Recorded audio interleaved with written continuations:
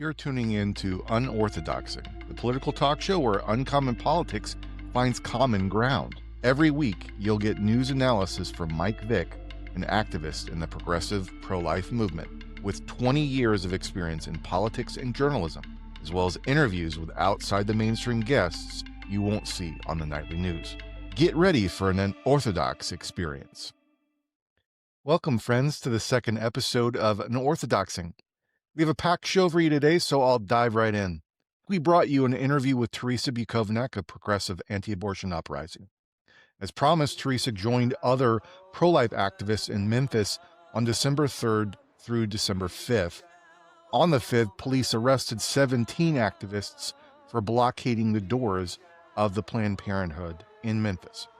Terrisa was among those arrested, as was former Constitution Party presidential candidate Randall Terry, who founded Operation Rescue. Two activists convicted of FACE Act violations who were pardoned by President Trump, Joan Andrews Bell and John Henshaw, were also among the arrested activists. I plan to interview Elise Ketch, one of the activists who was arrested in Memphis, next week. Elise co-authored the book Rebuilding Pro-Life Nonviolence. We'll bring you Elise's interview as soon as possible. In the meantime, you can find a link to her work in the show notes. Although Tennessee's law protects most preborn children from abortion, pro-life activists have raised the alarm that the Memphis Planned Parenthood continues to refer for out-of-state abortions, assists with travel costs, and transports minors across state lines for abortions. The protest drew media attention, and not all of it was positive as you might expect. An article from the pro-choice publication Ms. Magazine decried the Trump administration's decision to stop enforcing the FACE Act. As Terrisa noted in our interview last week, FACE provided for federal prison time for blocking abortion facilities, which broke the back of the original iteration of Rescue back in the 80s and 90s. Rescue Resurrection is a joint operation largely spearheaded by Terrisa, progressive anti-abortion Uprising, and Randall Terry. The group is organizing its next actions in Washington, D.C. on January 21st and 22nd and plans to organize a National Day of Rescue on January 22nd at locations around the country. You can learn more about Rescue Resurrection as well as RSVP for future events at rescueresurrection.com. And you'll find that link in the show notes. Now, on to our next story. U.S. lawmakers have condemned the Trump administration's seizure of a Venezuelan oil tanker off that nation's coast on Wednesday. President Trump confirmed the seizure, calling it one of the largest ones ever seized, and stating, quote, "We keep the oil, I guess," unquote. Attorney General Pam Bondi said the seizure was executed with a warrant on a vessel that had been transporting sanctioned oil from Venezuela and Iran, supporting foreign terrorist organizations. Democratic Senator Chris Van Hollen condemned the seizure, arguing it proves the administration's stated mission of interdicting drugs is a, quote, "big lie," unquote, and that the real goal is regime change by force. Democratic Senator Chris Coons expressed grave concern that President Trump is sleepwalking us into a war with Venezuela. Republican Senator Rand Paul called the seizure a, quote, "initiation of war," unquote, and questioned the administration's aggressive posture. Democratic Senator Mark Warner suggested the actions show an inconsistency in priorities, questioning the ability to seize a tanker but not a drug boat. Venezuela's government denounced the seizure as a blatant theft and an act of international piracy, claiming the U.S. aggression is fundamentally about its oil and natural resources. The Trump administration has deployed its largest naval presence in the Caribbean since the Cuban Missile Crisis to target quote-unquote narco-terrorists, despite reports suggesting fentanyl and cocaine enter the U.S. primarily through other routes. As I made clear last week, I'm in general quite skeptical of any justification for war. The Trump administration seems bent not only on provoking a war, but engaging in unconstitutional acts to achieve its probable aim of regime change in Venezuela. The power to make war rests with Congress. We've not had a declared war since World War II, but these actions off the coast of Venezuela have not even been granted the more dubiously constitutional method termed Authorization for Use of Military Force, or AUMF. The escalation led senators, including Adam Schiff and Rand Paul, to file a war powers resolution aimed at blocking the administration from military engagement with Venezuela without congressional approval. The War Powers Act is a federal law passed in 1973 intended to check the president's power to commit the United States to an armed conflict without the consent of Congress. It provides that the president can send the U.S. armed forces into action abroad by congressional statutory authorization or in case of national emergency created by an attack upon the United States, its territories or possessions, or its armed forces. The War Powers Act requires the president to notify Congress within 48 hours of committing armed forces to military action and forbids armed forces from remaining for more than 60 days with a further 30-day withdrawal period without a congressional AUMF or a declaration of war. For my part, I pray that Congress succeeds in wresting its constitutional authority back from the executive branch.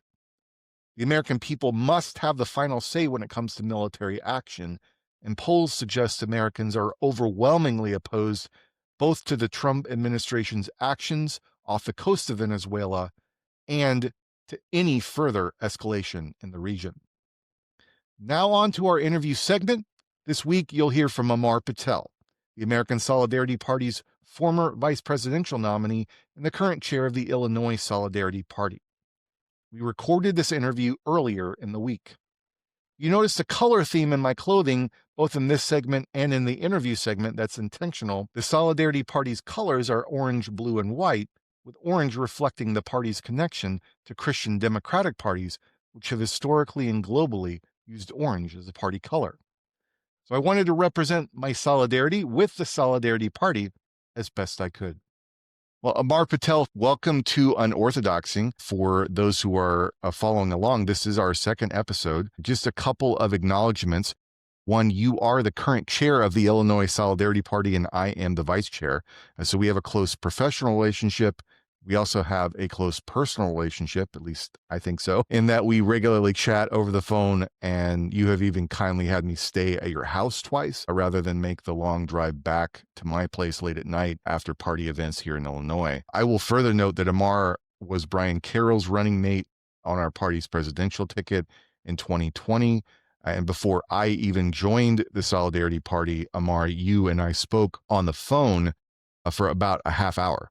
And I have to tell you that that was an indelible memory for me because I had been tangentially involved in third-party politics before. I'd, voted for Green Party candidates. I'd gone to a few events before, but I'd mostly been in the Democratic Party. And I can guarantee you I've never been on the phone with Joe Biden or Kamala Harris. I've been on Zoom calls before with Cornel West and Jill Stein of the Green Party, but I've never had a one-on-one conversation for any length of time with someone while they're running for high federal office like that. So being a new potential party member, even one who happened to be running for state level office as the endorsed candidate of the Democratic Party at the time, it was really cool for me as a political geek to get to chat at length with a vice presidential nominee. And your conversation with me then was a big part of why I joined the Solidarity Party. So I'll also note that your conversations with me since are a big part of why I'm still a member of the party, and your desire to welcome someone like me who is coming into the party from a much more leftist space than you were continues to inspire me to welcome people into the party from a variety of backgrounds. I really thank you for that. So take it away, Amar. Thank you again so much for joining me. Thanks, Mike, for having me. I really appreciate being the second guest on your show. It is an honor to be recognized as someone that fits your space of unorthodox views, but that we're party ASP tangent, right? Like we're in the space of solidarity politics, and we're looking to build that the Christian democratic base into a more stronger and more robust political animal, I guess I would say. And so to answer your question about my background, when I was 18, the first election that I was allowed to vote in was in the Bill Clinton versus George Bush Sr., Herbert Walker Bush, in 1992. And so I had had a recent, relative to that time point, I had a conversion experience and had become very active in Christian faith. And simultaneous to that, I, through friends through the church that I was kind of doing most of my attendance and participation in, become very active in a pro-life perspective as well. So much so that several of the folks were involved in first Operation Rescue, nationally. And then they had started an organization, some people from the University of Illinois, called Collegians Activated to Liberate Life, CALL. I don't think that organization exists anymore, but it was basically Operation Rescue specifically for college students. And I had some great friends in there and, received a lot of information from them, saw I think it was the Silent Scream, which is an old video from the early 80s that showed like how an abortion actually happens, how it works, and what it looks like, and the devastation to the child and the destruction of physical tissue of a baby. And it changed me, right? Like it really took my faith and kind of focused it into a political space that I never really was part of. My parents were not political people overtly. And so that was the first time I really felt like, wow, this is going on in the world and I need to look into this and be active in it. And of course, right after I had turned 18, the election cycle had come out. And that was one of the first times where the life issue was like one of the top issues.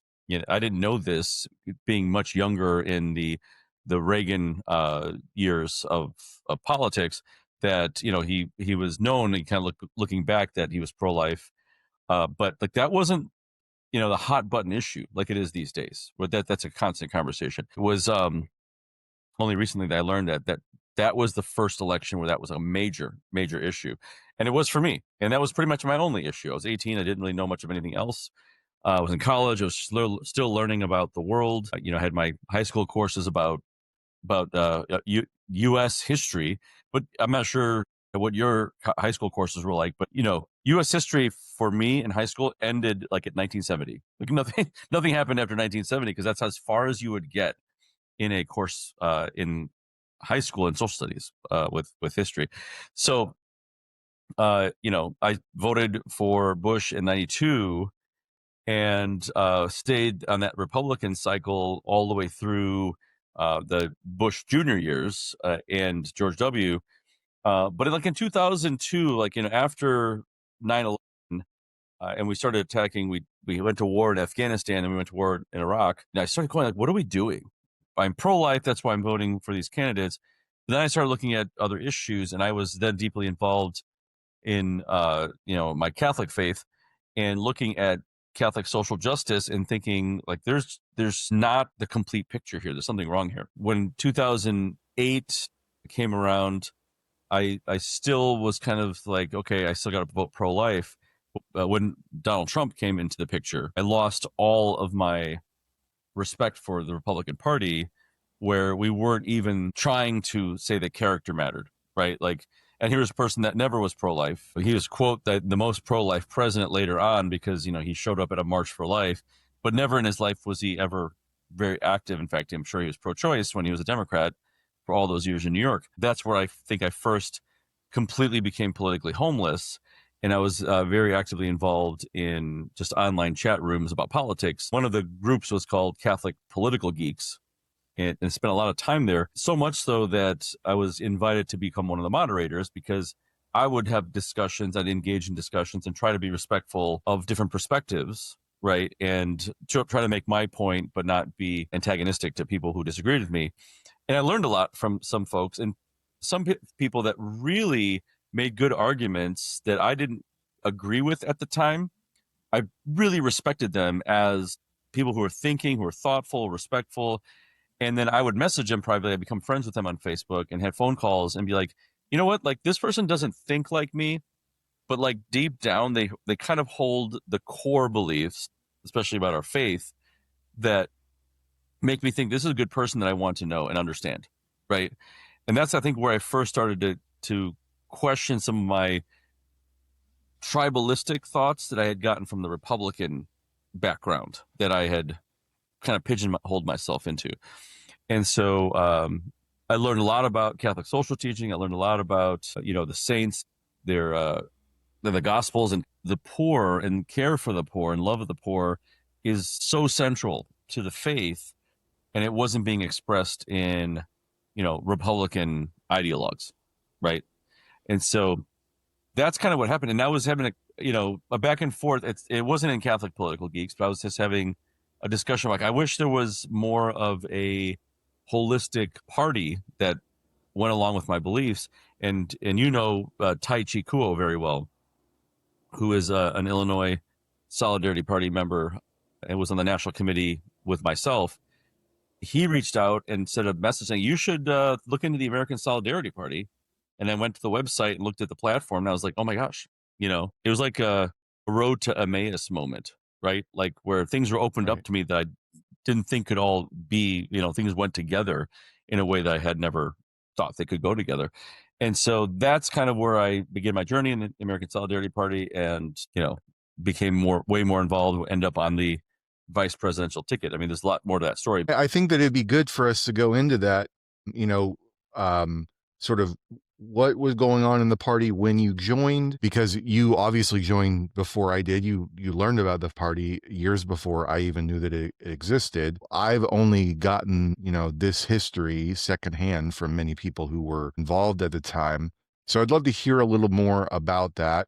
I mean, you can start with what you know of the history before, you joined, but, go into some detail about how things progressed in your early time in the party, right, and then go into sort of how you wound up on the ticket with Brian Carroll. I joined in 2018. I think it was January, where I had met. Actually, what happened was Tai Chi had reached out to me, and then he said, "Hey, we should meet," because he lived nearby, myself in the Chicago suburbs, and when he invited me to go hang out at a bar, he's like, meet me at a bar, we'll have a drink, we'll talk about politics or whatever. I actually remember, like, I told my wife, I said, I'm going to go meet this guy. I don't know him, at a bar. So I'm going to Downers Grove, which is like the next town over, just so you know, in case I don't come back. I made some kind of joke like that. It's like, he goes, see you later. I'm meeting some guy. And she's like, who's the guy? I go, I don't know. I really don't know. Like, just a guy I met online, I think at that point, I don't think I had spoken with him, like we had texted back and forth several times and talked about the party and so forth. But we met in person. It was absolutely fantastic. And I consider him like my godfather, my sponsor into the party, because he brought me in. And, through our great conversation, he invited me immediately into the state committee, which had an opening. Someone had dropped out and they had been long looking for someone to fill that person's space. And so I joined the state committee, and I think we had two meetings, like one pretty soon after that to appoint me officially into the state group. And then I think we had one more like a month later. 2016, Mike Maturin and Juan Munoz had run for a president, vice president in that race. And the party was kind of in its infancy. It was the Christian Democratic Party back in, like, I think 2012 is when it first launched. And but they had reorganized around 2016 into the American Solidarity Party. And it was kind of fledgling. It had a couple, maybe 200-300 dues paying members at that time. And I think Mike was on the ballot in a couple states where it was really easy to get on the ballot, and write-in in several other places.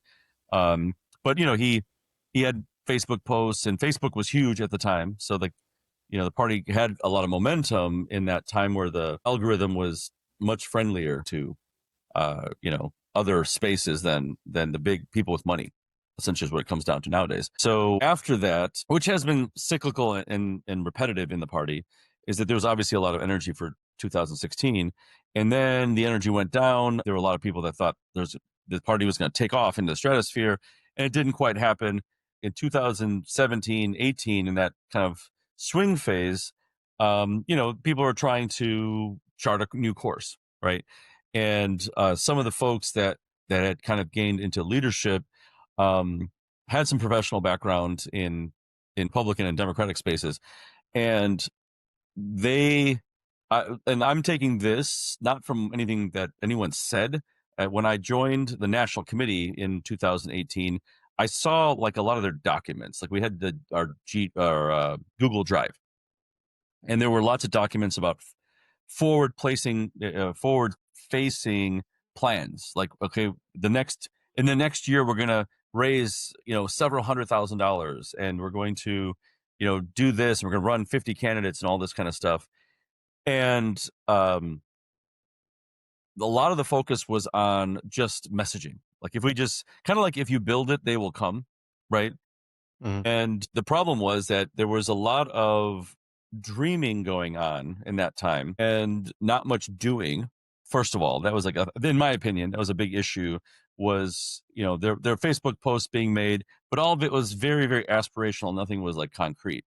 And then the second thing that kind of drew me in and why I ran for national committee was there was a kind of a rift between a very progressive leaning crowd and then people that were more conservative leaning, basically on social issues. The mindset like of the progressive folks was like, there's all these people out there that want they're okay with these progressive issues, and we just need to go get them. And I think the folks that I aligned with were like, you're crazy, right? Like there isn't this huge group of people that is that progressive on social issues, and yet, kind of where we are in the rest of our political space, like pro-life, again, would be the big thing. I think that was the issue that resonated with me more than anything else. And I'm like, there are progressive pro-life people. You started off with your first interview with a fantastic progressive pro-life person. And I think those people should be welcome in our spaces, right? But it's not like that crowd is huge. Skipping half the story and getting to where we currently are, I also don't think there are millions of people who are super, super conservative socially and also pro-life and want to have a distributist economy, a worker-based economy, the people who are like very overtly green in their sense of environmental issues and strive for peace and harmony in the world. Like, I don't think that group exists either, right? And I think that's kind of the way we've tilted. And that's kind of common, as you know, as a political buff and someone that understands how history has worked, is that there's always a pendulum.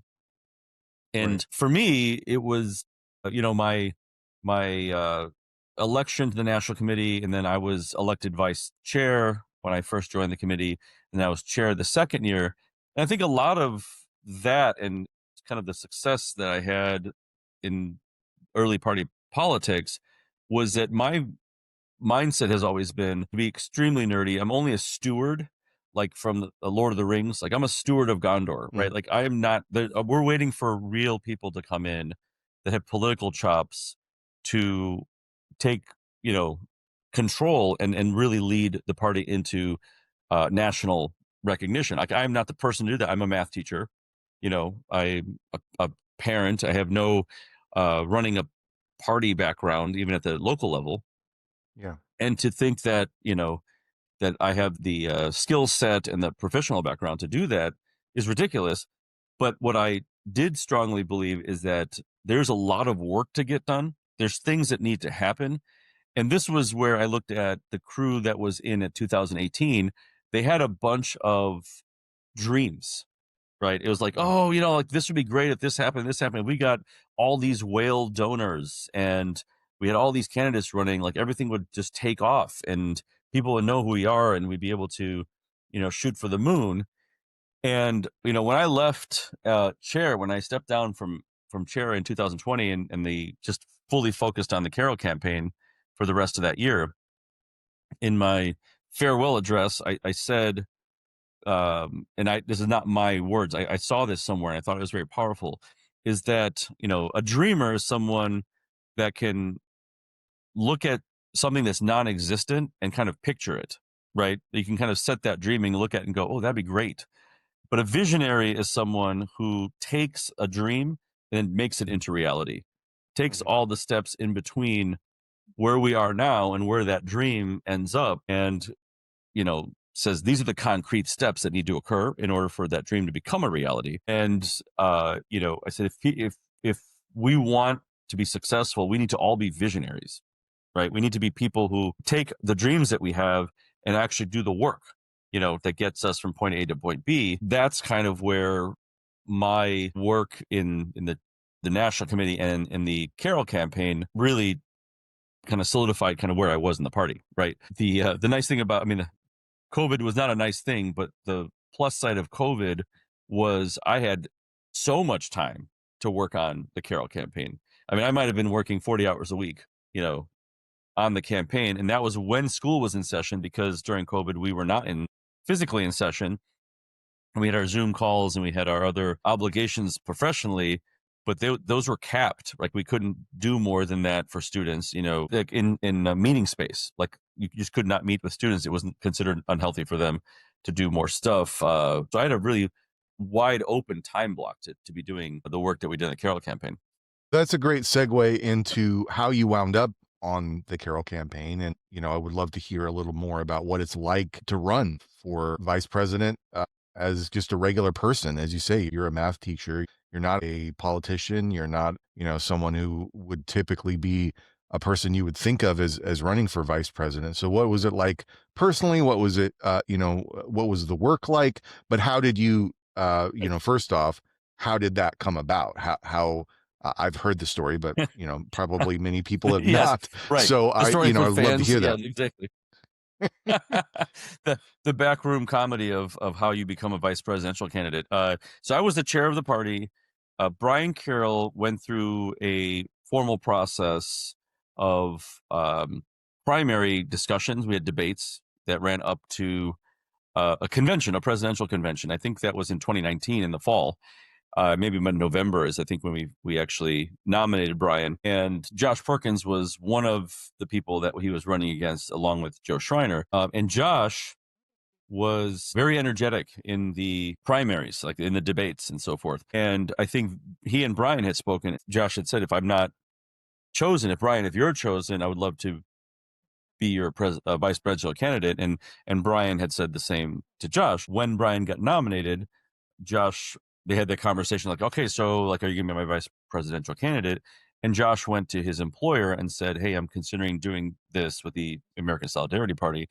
And the employer came back with, well, you're going to need to take a leave of absence in order to do that, right? Because the commitment seems like it's going to be a pretty big deal. It's like, well, it's really not that big a deal. And Juan Munoz had said, like, it's not, you're the vice presidential candidate is really nothing. I mean, your name on a piece of paper, Sure. and you could do more than that if you want, but that's the requirement. But his bosses said, no, you're going to have to take a leave of absence. And he's like, I can't do that. Right. And so then Brian was back to square one, and we had a whole boatload of other people that he talked to and asked, and, I can go through some names, but it's really irrelevant. Like no one else could, take on the task, right, for whatever reason. And so, I was still chair of the party, and Brian and I talked about his vice presidential candidate, and he was concerned. He's like, I can't get anyone, right, to take on the role, and we need somebody. And so I kind of came up with names, and we'd brainstorm, and these were several conversations over weeks, right? Maybe a month had gone by since his nomination, and we hadn't wrapped it up. And so, I thought, and I was just being nice in passing to say, well, if you can't find somebody another week, maybe I'll do it, right? He's like, oh, you would? I said, I mean, I'd love to, I'd be happy to, but let's just look around, right? Like, keep asking. And so I tease him still to this day that I don't think he asked anyone after that. I think that was like, okay, I'll just wait a week and then we'll have it done. And he goes, that may or may not have happened. It's like, it's just funny.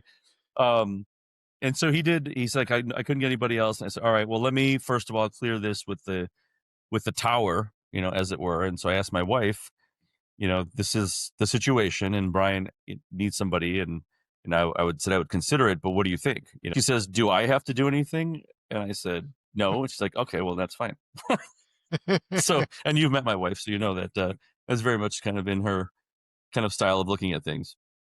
I said, okay, so I called Brian. I said, all right, my wife says it's cool, but let me check with work, because that's what the sticking point was with, Josh. And I went to my principal and I said, here's the situation, right? And she's like, that's cool. The only thing is that you just can't bring it into school, right?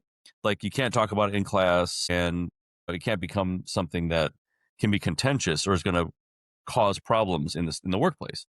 I said, no problem, right? And so, a longer story on a quick version on that end is I actually never told anyone at work that I was running for Yeah. office. Maybe like a couple of my closest friends I knew that would never say anything to anyone. I say, hey, just so you know, like I'm running for vice president with this thing that I'm doing. And there was only the people that knew I was involved in the ASP Yeah. that Yeah. I told. And they're like, no way, that's cool. Whatever. I go, yeah, but just don't tell anybody. I'm like, I talked to the principal and she said, don't mention this or whatever. I said, that's fine. So the way that people found out at work was I was on the ballot in Illinois and they saw my name on the ballot and then they came to that's in November of 2020. And so I was pretty much a whole year the vice presidential candidate, and they found out, like, why didn't you tell us? I said, I was told that like this can't be a thing, and I just don't want to take any chances, right? Sure. So, what's fun is still now it's 2025, and I still have students because the other teachers know too, right? Like Yeah. they found out, and everyone knows about it. So, I'll have students ask me. It always comes up first. Did you run for president? I said no. And then they're like, I don't correct them. I just say no. And then they have to come back with like, oh, was it vice president? I'm like, yes, it was, so that was one version of one part of it was the school part. The ballot part was very interesting because, like I went through all this work and really my mindset was I'm supporting Brian. He's the one that's really taking most of the heavy lifting because he's traveling. He would travel to Louisiana, traveled to Texas, traveled to Arizona, was in the Midwest, came to Chicago. And so I'm trying to be supportive of him. I did a couple of interviews in different locations, partly as chair of the party, but some vice presidential interviews.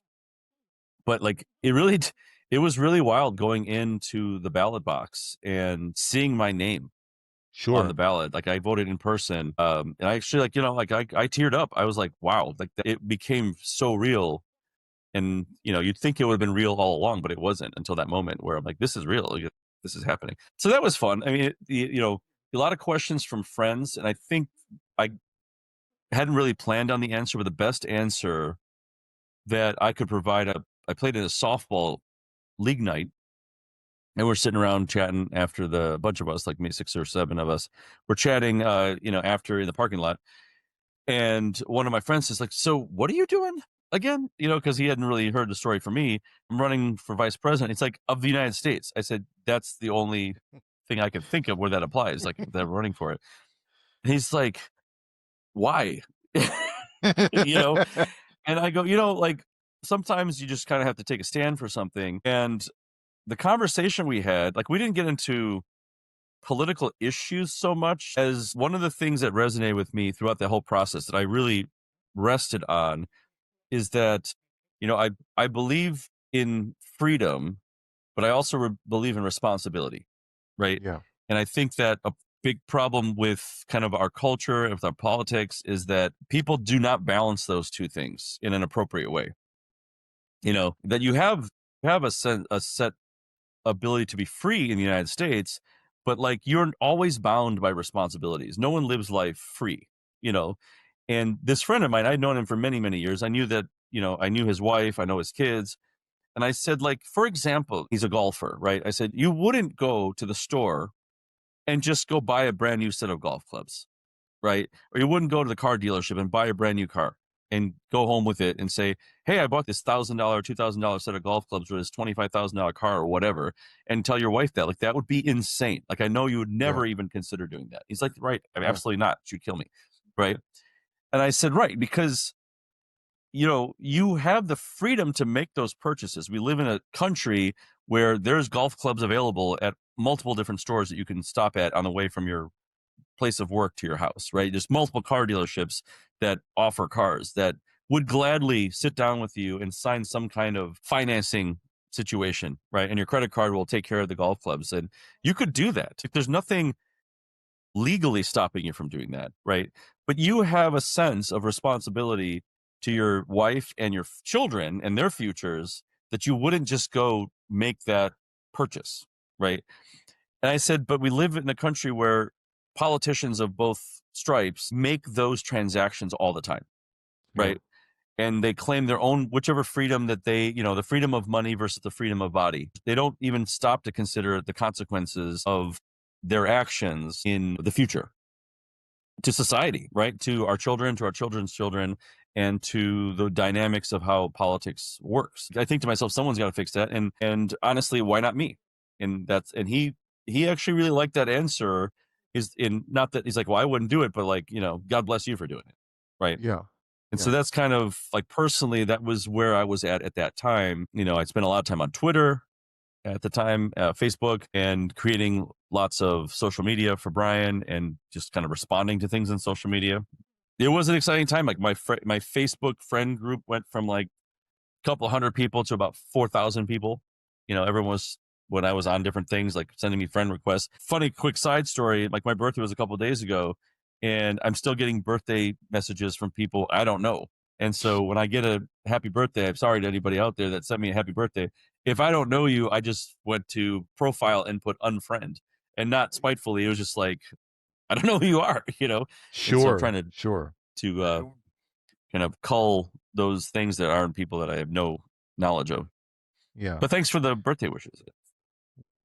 Well, Amar, thank you so much for taking the time to talk with me. Again, really appreciate you and all that you've done to bring people in to these kind of conversations and get people engaged.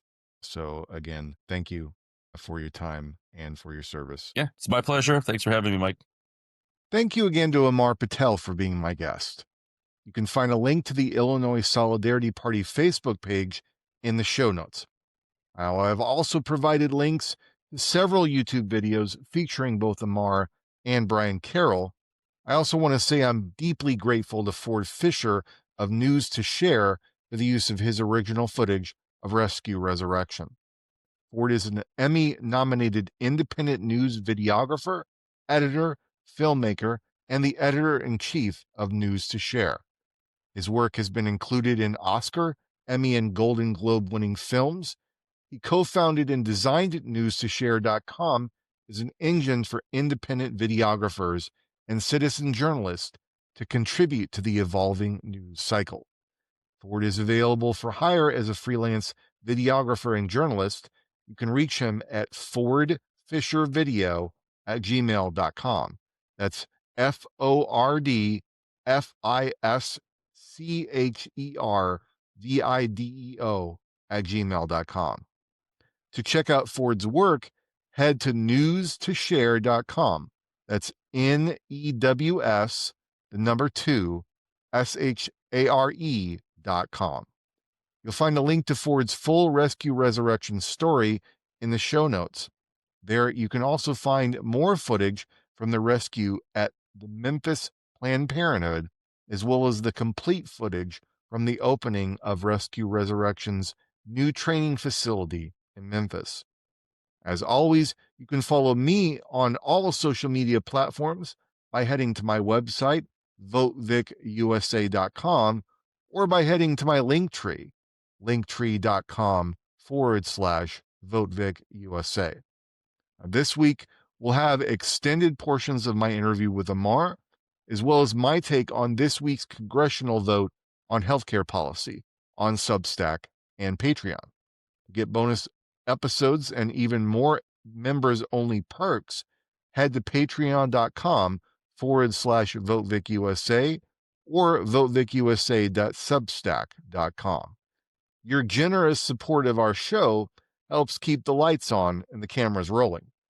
Please share this show, like and subscribe, ring the bell for notifications on YouTube, and leave a positive review wherever you find us online.